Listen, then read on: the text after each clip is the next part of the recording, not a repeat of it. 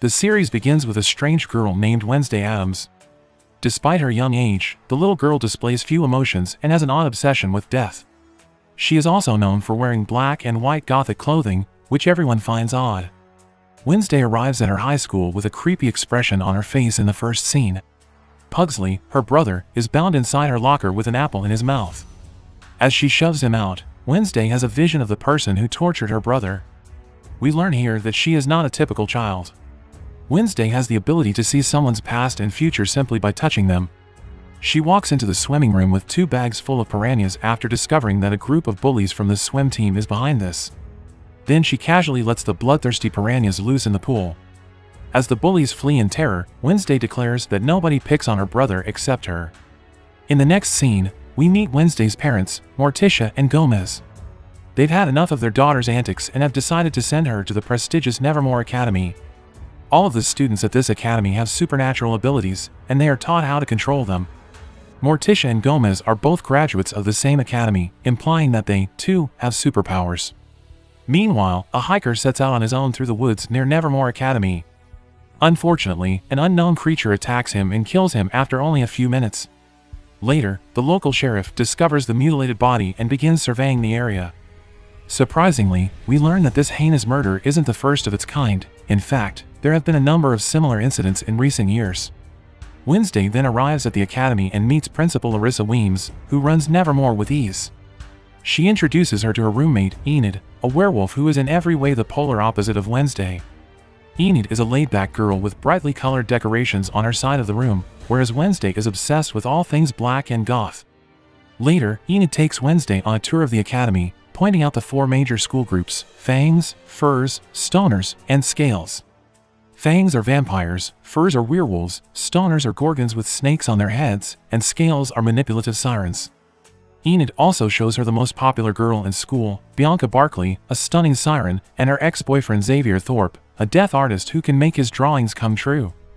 Meanwhile, as the Addams family drives away, Gomez releases Thing, a severed, living hand. Thing is in charge of keeping an eye on their daughter. Wednesday attends fencing class the next day, where she is pitted against the formidable Bianca.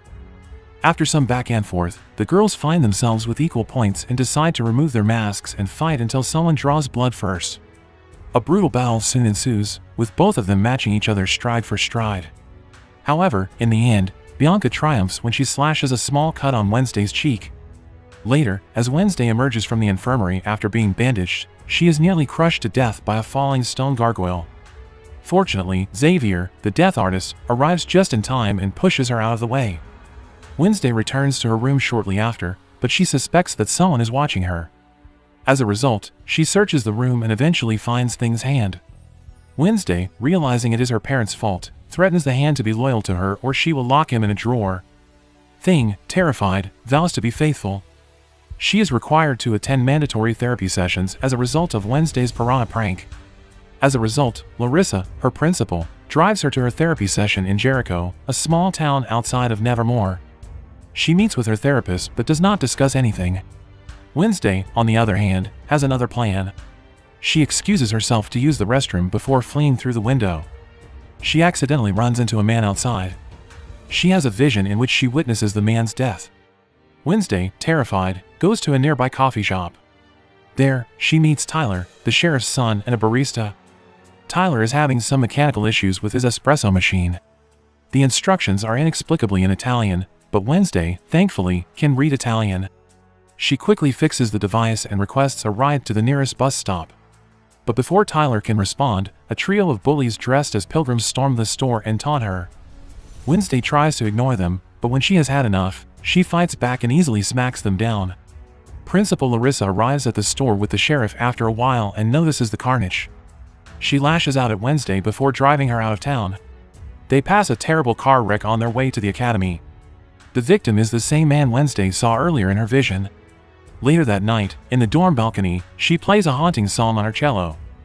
It's a full moon night, and you can hear several werewolves howling in the distance.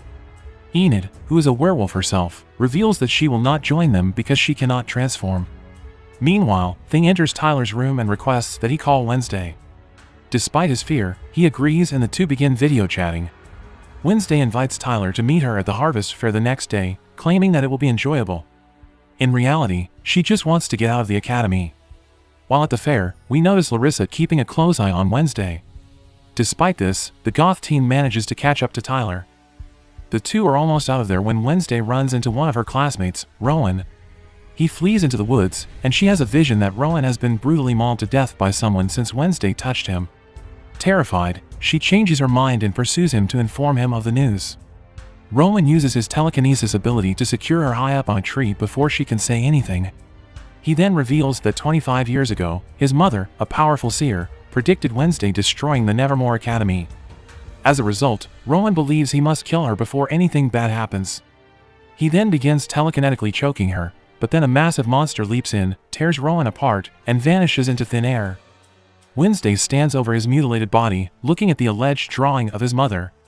Soon after, police officers led by the sheriff begin searching for Rowan's body, but they are unsuccessful. The sheriff, as expected, does not believe Wednesday's claim of a monster attacking Rowan and believes it was a Nevermore student. An officer interrupts their conversation, and we see Rowan, who is still alive. Wednesday enters her room to find her roommate, Enid, preoccupied with the Poke-Up competition, an annual boat riding game. Later, she attempts to speak with Rowan, but Principal Larissa informs her that he has been expelled for reasons she cannot disclose. As a result, Wednesday goes back to Plan B and requests that Thing keep an eye on Rowan. The scene then shifts to Rowan, who has arrived at the train station, followed closely by Thing. After observing his surroundings, he sneaks into the restroom and disguises himself as an elderly man. Thing, however, loses track of him and misses the transformation. Later, the old man's name is changed to Larissa, the principal. This reveals that she is a shapeshifter, and she is covering up Rowan's murder for some reason. With no other options, Wednesday goes into the woods to look for evidence of Rowan's murder. Tyler, who is stalking his father, is accompanying her. She eventually finds Rowan's glasses, and as she picks them up, she has a vision. She sees a purple book in the vision, from which Rowan got the drawing. Wednesday wastes no time confronting her class teacher about the book, and the latter reveals that it belonged to an old student society known as the Nightshades. However, the society has long since been disbanded. Wednesday sneaks into Rowan's room after school to look for the book. She discovers a mask beneath his bed, but Xavier arrives before she can leave. He is Rowan's roommate, it turns out. Wednesday quickly hides under the bed, just as Bianca arrives to see her ex.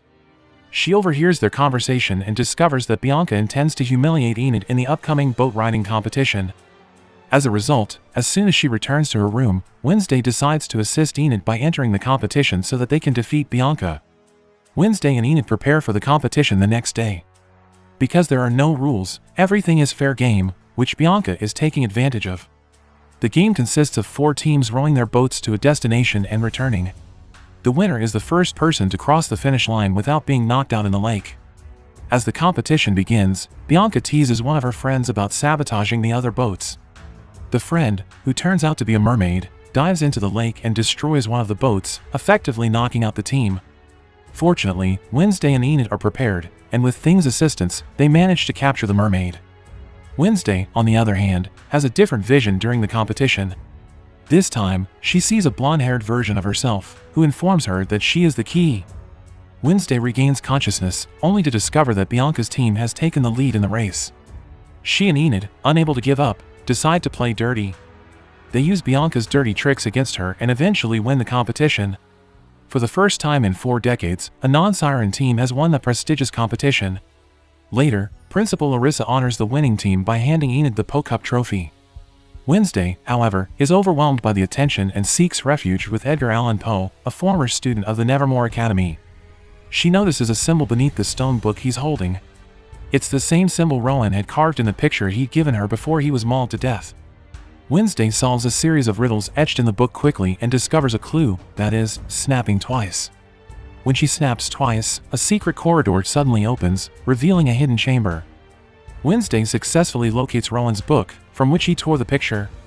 She stuffs the book into her backpack, but before she can go any further, a black sack is thrust over her head.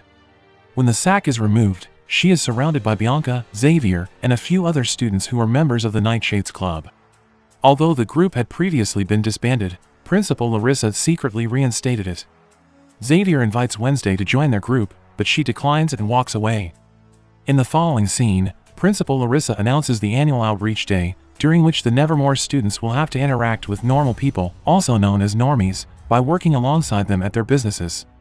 Wednesday informs Xavier that his roommate may have been murdered once they arrive in town. Rowan is not dead, according to the latter, because he was only expelled. Despite this, Wednesday shows him Rowan's mother's drawing. Xavier examines it closely and discovers that the man in the picture is the founder of Jericho, Joseph Crackstone. Wednesday later decides to volunteer in Pilgrim World, the location where Jericho's history is kept.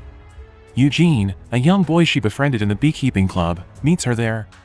The two begin talking right away and begin observing their surroundings.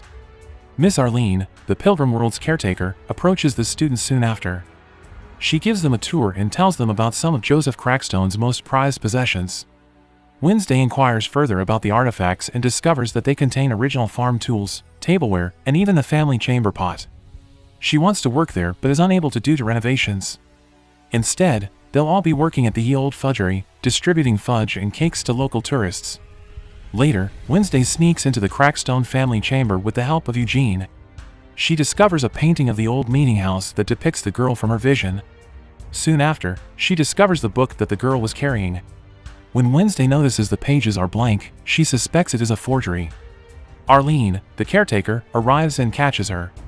When Wednesday inquires about the original book, Arlene reluctantly admits that it was stolen last month. Tyler and Wednesday later reunite at the coffee shop. Tyler reveals that what is left of the original meeting house is out in the woods when the latter inquires about Joseph Crackstone. It is essentially a ruin, and meth heads use it as a crash pad. Wednesday and Thing rush into the woods in search of Joseph Crackstone's home. When they find it, they come across a homeless man, but Thing chokes him and scares him away. Wednesday has a vision all of a sudden. She travels 400 years in the past this time. We see the blonde girl she met in her previous vision. Villagers are encircling the girl, referring to her as the devil's spawn. Soon after, Joseph Crackstone emerges from the crowd and addresses her as Goody Adams. He accuses her of witchcraft and sentences her to death in a barn with other accused people, including her mother. Goody, in turn, accuses them of stealing their land, slaughtering the innocent, and stealing their peaceful spirit. Enraged, Joseph stares at her for a while before setting fire to the barn. Goody tries to free her mother, but her efforts are futile. Finally, when there is no hope left, she escapes through a trap door. Meanwhile, Wednesday is watching everything with them in the barn. Goody soon approaches her and declares that Joseph will not stop his crusade until he has killed them all. With this realization, Wednesday awakens from her long vision and tells Thing everything. They are startled to see the same monster that killed Rowan lurking behind them. Wednesday chases it down in the rain but is unable to keep up. As a result, she follows the footprints, which strangely begin to resemble human footprints. This reveals the monster's true identity as a human. She then runs into Xavier and tells him what she witnessed. He wants to examine the tracks, but the rain has washed them away. The next day, everyone gathers in the town square for the unveiling of a new statue honoring Joseph Crackstone. While the mayor and Larissa announce the statue, Wednesday plays an instrumental version of Fleetwood Mac's Don't Stop with the Jericho Marching Band. However, disaster strikes when Thing, in accordance with Wednesday's orders, sets fire to the statue. While others flee in terror, Wednesday's eyes gleam with vengeance as she plays the cello quickly. Later, Principal Larissa rips into Wednesday, suspecting she is to blame for the incident. However, the adolescent denies any wrongdoing and instead confronts Larissa for refusing to acknowledge the bloody, racist truths upon which Jericho was built. That night, the monster attacks the homeless man from earlier, and his camera begins recording the incident. The sheriff and his team arrive at the forest ruins and discover the homeless man dead. They discover footage on his camera that may reveal the identity of the perpetrator. After developing the photos, the sheriff examines the killer's face, which resembles a monster from a nightmare. On the other hand, Wednesday and Thing are stopping by the Jericho coroner's office. Wednesday hopes to examine the homeless man's body further for potentially life-changing clues. She takes careful notes as she examines the corpse. When the sheriff and the coroner appear unexpectedly in the office, Wednesday flees. The sheriff and the coroner talk about the case, and the coroner shows him the severed foot of the homeless man. It lacks 2 toes. After the sheriff leaves, the coroner notices one of the mortuary shelf doors is cracked open. He discovers Wednesday within, but the goth teen is an expert at impersonating a corpse. As a result, he has no reason to suspect anything. the action shifts to Miss Thornhill's class, where everyone is excited for the upcoming rave-in dance. Xavier informs our protagonist, but she would rather stick needles in her eyes. She later snoops around Xavier's mysterious art studio and discovers a slew of sketches that resemble the monster. She grabs a few drawings and flees, only to be met outside by the artist himself. Thankfully, he isn't suspicious and instead wonders if she might invite him to the rave-in dance. Wednesday asks Xavier to accompany her to the dance in order to conceal her breaking into his studio. He agrees. Wednesday then goes to the sheriff with Xavier's drawings. The sheriff displays one sketch alongside the photo he discovered on the homeless man's camera roll. It's a tie. The sheriff reluctantly agrees to collaborate with her if she brings substantial evidence.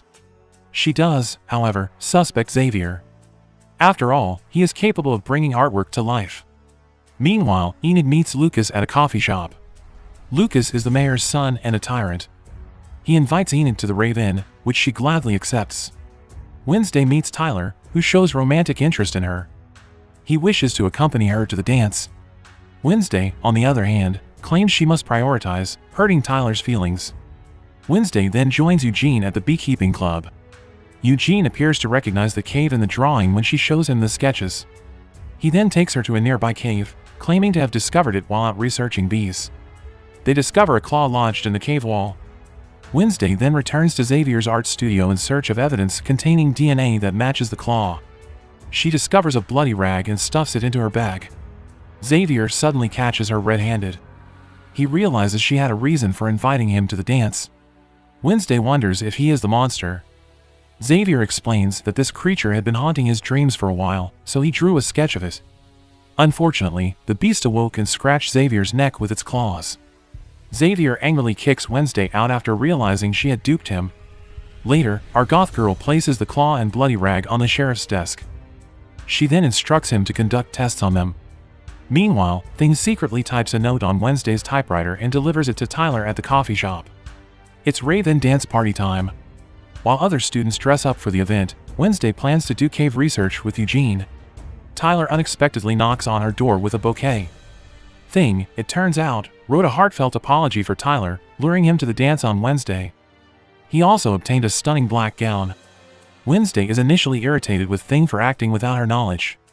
All is forgiven, however, when she sees the stunning gown.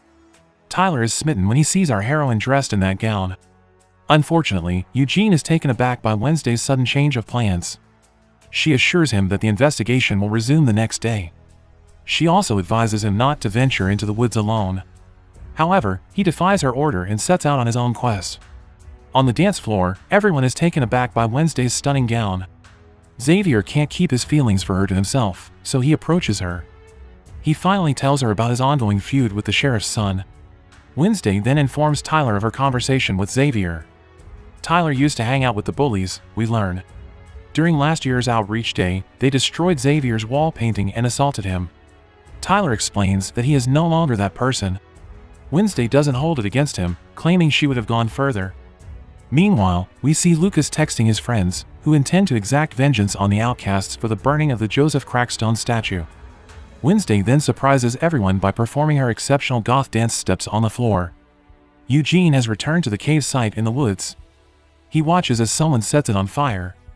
Back at the dance, Lucas and the bullies turn on the sprinklers, squirting red liquid everywhere.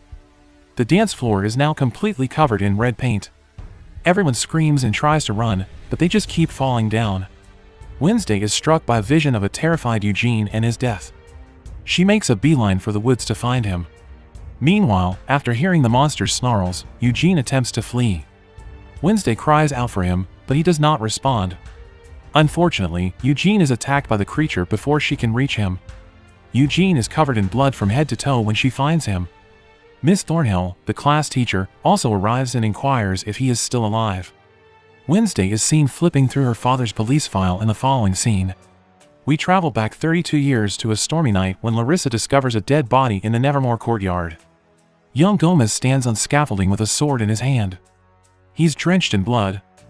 We see the cops arresting Gomez while young Morticia confesses that she's never been more in love with him than when he's handcuffed for murder. We've arrived in the present day for Nevermore's parents' weekend. As usual, Gomez, Morticia, Pugsley, and Lurch arrive in style. Principal Larissa addresses all of the visiting families and students. Enid bemoans the arrival of her werewolf family. Enid's mother, predictably, criticizes her daughter for not developing her lycanthrope abilities. Meanwhile, Morticia and Gomez confront their child about her time at Nevermore. Gabrielle, Bianca's mother, also makes an appearance at the event. Later, Morticia reads Larissa's yearbook and reflects on happy memories. She recalls Larissa and Morticia performing for the talent show, and Larissa's Judy Garland impersonation was perfect. Principal Larissa informs the Addams family that the therapist wants them to attend a group session on Wednesday. The Addams agree to undergo psychotherapy. Meanwhile, Sheriff Galpin is on the phone at the coffee shop, inquiring about the monster's claw DNA test. He notices the Addams family's sleek black car approaching. The sheriff then receives a call about Dr. Anwar, the medical examiner who committed suicide. The Addams family then gathers with Dr. Valerie Kinbot for a group chat. Pugsley, like Gomez and Morticia, admits to missing his sister. But Wednesday is in for a surprise. She pulls out her father's police file and demands to know who Garrett Gates is and why Gomez murdered him. Morticia, enraged, chastises her daughter for looking up this information now. The charges against Gomez were dropped because the case was old. Morticia storms out, enraged. Wednesday then informs her mother that she intends to investigate whether the latter supports her. Meanwhile, Bianca meets Gabrielle at the coffee shop, where she reveals the true reason for her visit. Gabrielle is the leader of the Morning Song cult, in which she manipulates people for money. Her siren song, however, is fading. She married Gideon, a guy Bianca despises, and they both hope Bianca, who changed her name when she arrived at Nevermore, will return soon. Otherwise, Gabrielle must reveal that Bianca cheated her way into the academy. Wednesday pays a visit to Eugene in the hospital in the following scene. The poor boy is in a coma in the intensive care unit. Our goth girl blames herself for the monster's attack on Eugene. Eugene's mothers pay a visit, and they thank Wednesday for her friendship because Eugene has never had one. Elsewhere, the sheriff visits the morgue to assess the situation. Dr. Anwar left a note before committing suicide, expressing regret for forging documents in a murder case from 3 decades ago. Unfortunately, someone smeared black gum on the camera, so the police won't be able to determine what happened to Dr. Anwar. The sheriff believes the late coroner regretted manipulating the Gomez-Addams/Garrett Gates case. He needs to imprison Gomez now that he has the evidence. Wednesday then stands by as Morticia places a red rose on Garrett's grave. Sheriff Galpin storms in to arrest Gomez while everyone is feasting in the school courtyard for the festivities. The Addams family is stunned as Gomez is handcuffed and led away. Later, Wednesday and Thing pay a visit to her father in prison. She is determined to learn the truth. He reveals that Garrett developed an obsession with Morticia, was even stalking her. Morticia called the cops, but to no avail. Finally, Gomez subdued and enraged Garrett. Wednesday is no longer convinced that her father is guilty after hearing his story. Meanwhile, Enid's mother hands her brochures for a summer camp for lycanthrope conversion. The camp is intended for Enid to forcefully transform her into a werewolf, as she has not yet become one. Enid, predictably, objects. When Wednesday visits Morticia, we see her standing in the Nightshade's meeting place. Morticia reveals the truth about what happened that fateful night. Morticia noticed Garrett foaming at the mouth in rage while Gomez was attempting to defend himself. She stabbed him because she had no other option. Gomez grabbed the sword and urged Morticia to hide in her room after his body fell onto the courtyard below and was discovered by Larissa. As it turns out, Gomez was to blame for Morticia. Wednesday wonders if Garrett was afflicted after hearing that he was foaming at the mouth. Morticia follows in her daughter's footsteps. As a result, the two set out on a trip to the Jericho Cemetery. Wednesday digs up Garrett's grave for evidence, but they are apprehended by cops and arrested. We see them being thrown into the same cell as Gomez. Fortunately, Wednesday was able to retrieve something from the grave and show it to her parents, its blue-tinged finger, the color of Nightshade. They realize that when Morticia stabbed Garrett, he was already dead. He was poisoned by Nightshade. Wednesday suddenly has a vision. Garrett's father orders Garrett to poison everyone at Nevermore with Nightshade in the vision. A vial of poison is seen passing between the two. According to Wednesday, the vial broke in Garrett's pocket, poisoning him. Following their release, our mother-daughter team makes their case to Mayor Walker. Morticia accuses him of attempting to save his own skin. Walker did nothing when she told him about Garrett stalking her while he was sheriff. He attempted to conceal the facts of the case. Wednesday then displays Garrett's nightshaded finger to him. Morticia orders Walker to release her husband or she will expose him for the liar he is. Fortunately, he agrees. As a result, all charges against Gomez are dropped for the second time. Sheriff Galpin even apologizes to Gomez and shakes his hand. Meanwhile, Enid stands up to her mother and orders her to accept her for who she is. She'll transform into a werewolf when the time comes. Wednesday bids her family farewell at the end of parent-teacher weekend. Wednesday confronts her principal later, after looking through Larissa's yearbook. Larissa did more than just impersonate Judy Garland for Nevermore's talent show, she became Judy Garland. This implies that Wednesday has discovered the truth about their principal. She is a shapeshifter. She disguised herself as Rowan the day after his murder to convince everyone that nothing was wrong. Larissa claims she did everything she could to keep the school out of the spotlight. Wednesday inquires about Eugene's protection from the shape-shifting principal. Larissa and Wednesday are startled to hear clamoring and shouting outside. On the school lawn, they discover the message "Fire will rain" written in fire. Wednesday then performs a ritual to contact her ancestor, Goody Adams. She hopes that her ancestor will assist her in mastering her psychic abilities. Enid interrupts Wednesday's concentration. While the two are talking, a mysterious figure slips a note card beneath their door.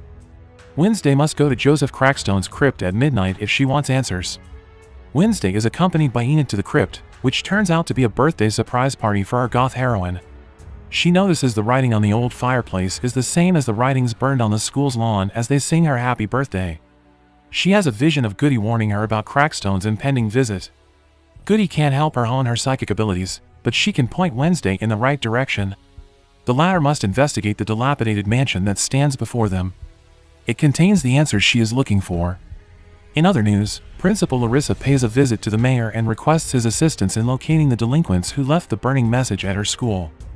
The mayor is happy to oblige and also informs her that they are working to find the perpetrator of the recent attacks. Back at the academy, Xavier stands beside Wednesday as she investigates the "Fire will rain" message on the school lawn. Xavier investigates Wednesday's vision in the crypt. She refuses to reveal any information because she still considers him a suspect in the ongoing investigation. Wednesday later pays a visit to Eugene, who is still in a coma. Dr. Valerie Kinbot walks into the room carrying flowers. Eugene's mothers requested that the doctor check on him when they returned home for a few days. She tries to approach Wednesday, but she isn't looking for a free session, so she exits the room. Meanwhile, the mayor's investigation continues. He receives the death certificate for Garrett's sister, who allegedly drowned while traveling abroad. He is suspicious of her death and wants to know if it has anything to do with the recent attacks. Wednesday pays a visit to Tyler, who wants to take her out on a date for her birthday. But, as is customary, she gives him the cold shoulder. Wednesday informs the sheriff about what she discovered in Crackstone's crypt. But he basically tells her to stop looking into the case. Later, Wednesday and Thing pay a visit to Xavier's art studio. She shows him a drawing she made of the eerie gated mansion from her vision. Xavier pulls out the drawing he made of the same location, revealing that he has been having strange dreams again. The Gates family used to own the gated mansion. Wednesday goes to the mansion the next morning and sees the mayor leave. After overhearing his voicemail to the sheriff, she and Thing pile into the back of his car. He believes he has figured out who is behind the attacks and requests a meeting with the sheriff at the cafe. He drives to the cafe, oblivious to the fact that Wednesday and Thing are hiding behind him. A blue Cadillac hits the mayor as he crosses the street to meet with the sheriff when they arrive in town. Following the incident, the sheriff records a statement from Wednesday, who claims she crawled into Walker's car to learn more about what he discovered at the Gates mansion. When Wednesday returns to Nevermore, the principal chastises her by revoking her outside privileges, which include going into town. Wednesday calls Tyler the next morning to tell him that she has reconsidered his offer of a date, but we all know that this is just an excuse for our heroine to leave the academy and continue her investigation. She then tricks Enid into sneaking out of school to relive her birthday party. They slip out, and Tyler meets them outside. Meanwhile, Xavier knocks on Wednesday and Enid's windows and discovers Thing typing on the typewriter. Thing tells him where the girls are going. Our group then proceeds into the Gates mansion, much to Enid and Tyler's surprise. Wednesday finally reveals to them that they have been duped. Tyler is disappointed because he expected them to go on a private date.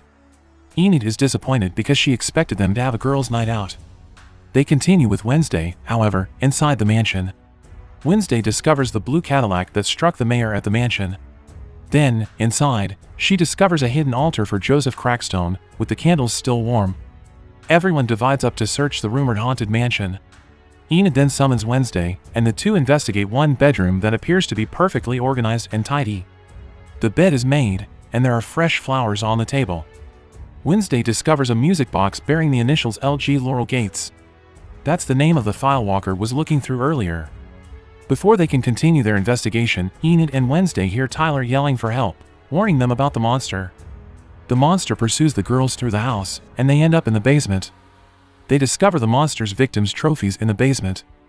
These trophies are actual body parts from the murderer's victims. They don't have much time, so they leave the house and return to find Tyler. They discover him alive, but with extensive claw marks on his chest. Xavier arrives at the same time and assists them with Tyler. They then return Tyler to his home. The sheriff enters and orders the Nevermore children to leave. Wednesday then returns the sheriff to the Gates home, but everything has been cleared out. The trophies and the monster are nowhere to be found. The sheriff believes she is lying and is enraged that she has put his son's life in danger. Wednesday is not allowed to see his son again. She returns to her room and examines the music box she found in the mansion. Suddenly, a slew of photos spills from the bottom. Wednesday and her loved ones are all present. Someone with a gloved hand is seen elsewhere in the hospital unplugging Walker's ventilator while he is unconscious. The following scene depicts Mayor Walker's funeral. Whoever turned off his ventilator killed him. Wednesday observes the mourners, convinced that the murderer is right in front of her. She notices a stranger lurking in the distance. She follows the stranger into the nearby woods, where she discovers it is none other than Uncle Fester.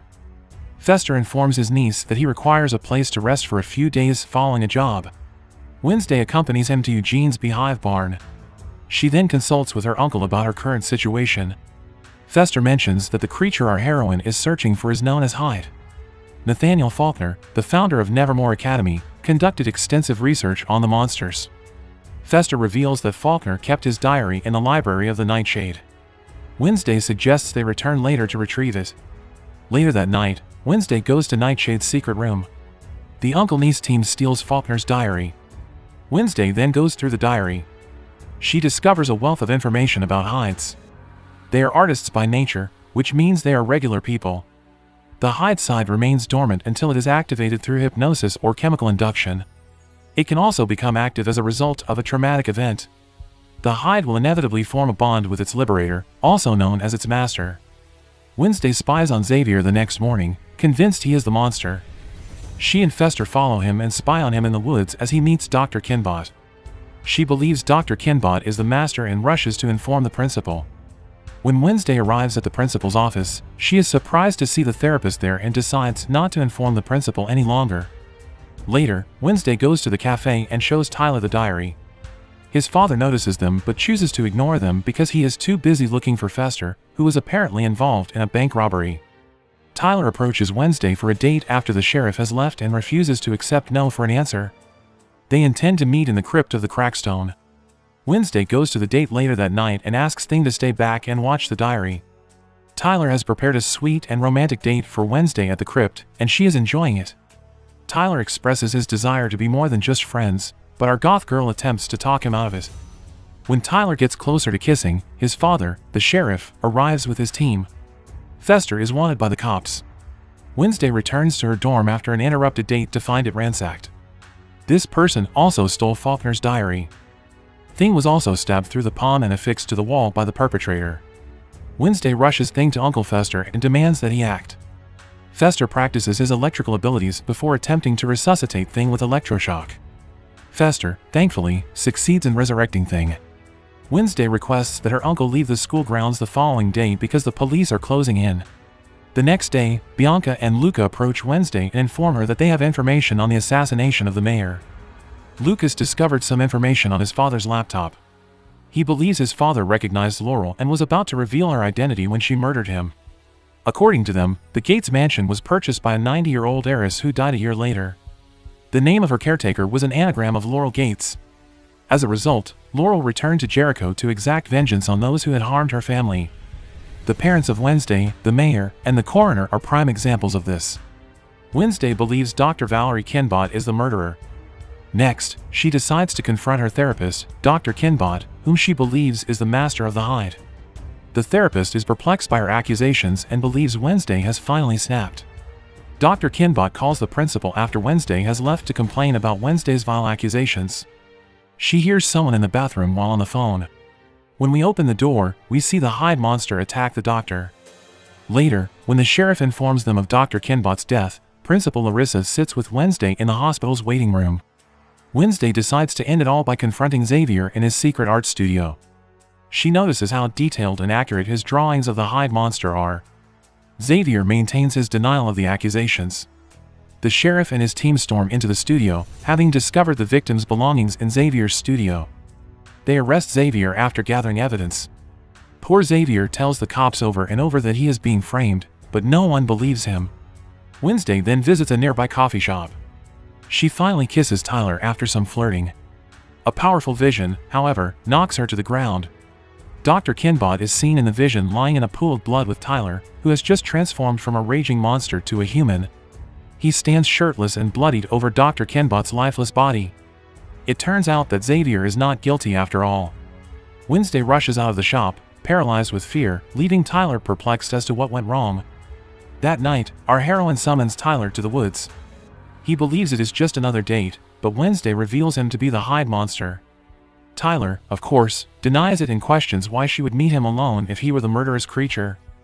Surprisingly, a few Nightshade's members, including Bianca and Yoko, emerge from the shadows to assist Wednesday. They take him to Xavier's art studio and chain him to the chair. Wednesday begins questioning him. Tyler's mother was a Hyde, and she believes Tyler inherited the genes from her. He claims his mother suffered from severe bipolar disorder, but she, too, was a Hyde. Tyler then emphatically denies everything. Wednesday is unmoved by his phony plea and decides to torture him, believing that a Hyde only understands pain and that torturing Tyler will set him free. Wednesday then pulls out 2 tasers, giving the other students pause. They did not agree to be tortured. When Wednesday starts shocking Tyler, others leave because they don't want to be a part of it any longer. Meanwhile, the sheriff is listening to tapes of Dr. Kinbot's sessions with Tyler. He turned out to be one of her clients as well. She explains how his mother's death left deeper psychological scars than she realized. Just then, the sheriff receives a phone call from Principal Larissa informing him of Tyler's kidnapping. Bianca and the others had rushed to inform the principal of what was going on. The sheriff and his men then storm into the art studio before Wednesday can inflict any more pain on Tyler. Tyler and Wednesday are taken to the police station. Galpin will not face kidnapping charges, according to Principal Larissa. Tyler requests to speak with Wednesday privately as she is about to leave the police station. He confesses to the crime and tells her that he was thrilled by his victim's fear every time he killed. He warns her that she has no idea what's going to happen next. As a result, the principal decides that enough is enough and dismisses Wednesday, telling her to prepare to leave the school the following afternoon. Wednesday attempts to persuade her to give her more time to prove Tyler is a Hyde. The principal refuses, stating that she is disappointed with how Wednesday turned out. Following that, Wednesday and Enid said their final farewells. She even bids Bianca and the Nightshades farewell and warns them to be prepared for what Tyler has in store for them next. Meanwhile, Miss Thornhill gives her a white oleander as a farewell gift and wishes her well. Wednesday pays a visit to Eugene, who has awoken from his coma, before leaving town. Eugene sits upright in his hospital bed, surrounded by bee-themed gifts.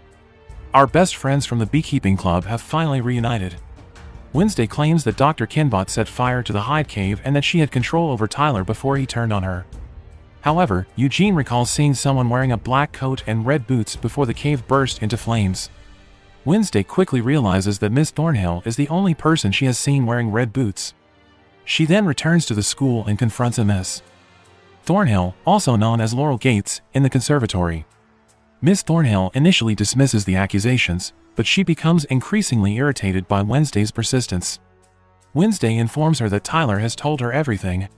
She reveals Miss Thornhill's evil plans and how she triggered Tyler's Hyde using plant chemicals. Tyler now refers to her as his master. Meanwhile, Tyler appears from behind and observes the conflict. When confronted with Wednesday's bare facts, Miss Thornhill confesses and asks Tyler to kill Wednesday, except Tyler isn't the real one, it's Principal Larissa who has shapeshifted into the boy. To Miss Thornhill's surprise, the principal quickly transforms back. She then requests cooperation from Miss Thornhill/Laurel. Miss Thornhill, at a loss for words, injects nightshade poison into Larissa. Unfortunately, the principal, Larissa, dies moments after being poisoned. Miss Thornhill then knocks Wednesday out with a shovel.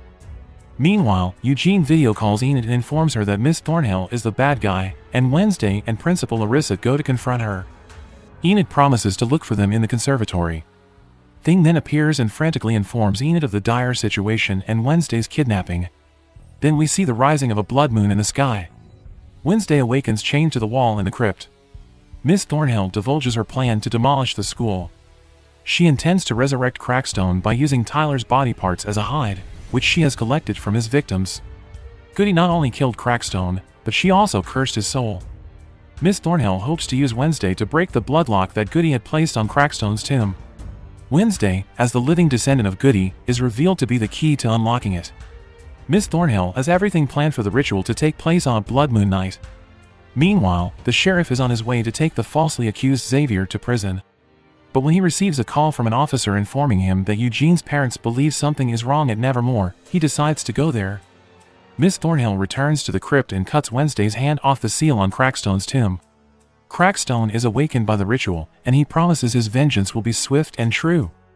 Wednesday confronts him, but he stabs her and leaves her for dead. Fortunately, Goody appears in front of her and tells her how to defeat Crackstone. She instructs her to wear the talisman necklace her mother gave her. Goody will be able to pass through Wednesday and heal her, but she will never be able to see her again. Wednesday agrees, and her ancestor heals her. Enid returns to the academy and meets Bianca and the Nightshades in the Nightshades library. Enid suggests that the Nightshades and the Sirens use their manipulative abilities to force the students to leave the school. She then offers to take Thing and look for Wednesday in the woods. Enid begins to transform into a werewolf as she rushes to save Wednesday on Blood Moon Night. Back in the woods, the sheriff changes his mind and decides to track down his son's location. He drives into the woods, leaving Xavier in his car. Thing, thankfully, frees Xavier. Wednesday rushes to stop Crackstone after being healed, but she meets Tyler on the way. He transforms into his hide monster and attacks her, but Enid transforms into her full wolf form and fights the monster. Meanwhile, Crackstone arrives at the school and immediately starts destroying everything in sight. The battle between the werewolf and the hide devolves into a bloodbath. Enid triumphs, transforming into a human just in time for Thing to find her. Tyler is discovered unconscious and naked in the leaves, covered in blood, by the sheriff. Wednesday then returns to Nevermore and equips herself with her father's sword. She is about to slash Crackstone, but he is too powerful. When Xavier arrives on the scene, he shoots an arrow at Crackstone, but the Walking Dead redirects the arrow back in his direction. Wednesday takes a step forward, taking the arrow in the shoulder. Wednesday stands up and continues to fight Crackstone. Her sword, however, snaps into several pieces. Our astute heroine recalls what Goody told her about defeating Crackstone and stabs him in the heart with a scrap of the sword. He vanishes into thin air, but the battle continues as Miss Thornhill charges in with a gun. Eugene, fortunately, makes his grand entrance with his bees and causes them to attack her. The school has been saved. Enid later reunites with the Nevermore students who are hiding out in the woods. Then she dashes over to embrace Wednesday. The Addams family butler, Lurch, is seen removing the last of Wednesday's belongings from her room in the following scene. Classes for the remainder of the semester have been cancelled. Wednesday waves goodbye to her friends before noticing Xavier lounging on the floor above her. Xavier gives her a phone and even enters his phone number into the contacts. The series concludes with Lurch driving Wednesday home. She receives a text message from an unknown sender while sitting in the back seat of the family car. They send her photos while claiming to be watching her. Meanwhile, we see an armored truck on the road, with Tyler restrained and bound inside. He abruptly awakens and begins to transform into his hide monster. Then the series ends.